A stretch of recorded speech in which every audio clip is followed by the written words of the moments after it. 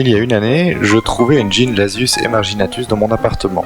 Aujourd'hui, après le tube à essai connecté à une aire de chasse, il est temps de passer à un vrai nid. J'avais acheté ce nid l'année dernière et je suis très heureux d'y loger cette colonie. Le déménagement s'est fait en force et c'est un peu la panique à bord.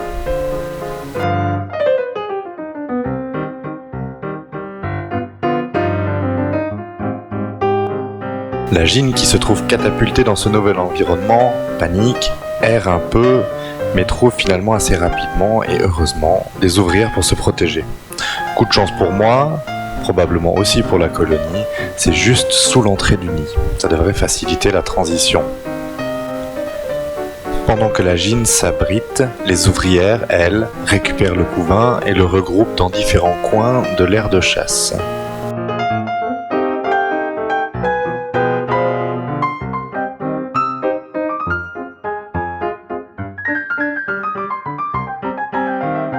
Je suis finalement soulagé parce qu'après plusieurs heures, la Gine est encouragée de manière assez enthousiaste par ses ouvrières à rentrer dans le nid et elle s'exécute.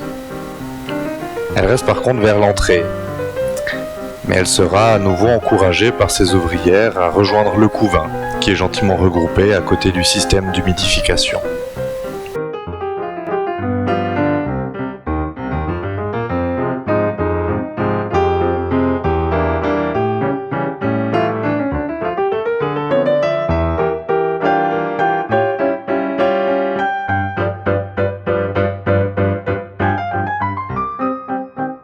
J'ai entendu beaucoup de choses sur ces nids building.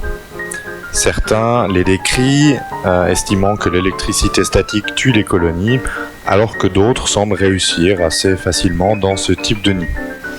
Je ne sais pas, je vais me faire ma propre idée, mais ce qui est sûr, c'est que je vais garder un œil attentif sur cette colonie pour voir s'il y a par hasard une mortalité inattendue et plus élevée que d'habitude, et à ce moment-là, je déménagerai la colonie dans un tube à essai de nouveau pour aller vers un autre nid.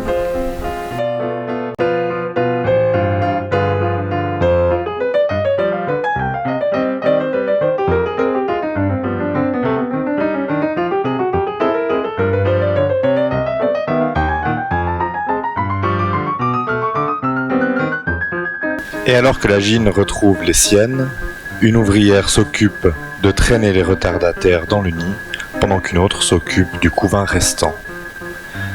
J'ai longtemps cru que dans une fourmilière, toutes les fourmis s'acharnaient à la tâche, mais je découvre là que finalement, et là c'est peut-être la panique, il y en a pas mal qui restent là sans bouger, et c'est deux ouvrières isolées qui s'occupent de tout le travail. Après environ 6 heures, enfin, tout le monde est à l'abri et la vie de la colonie peut suivre son cours.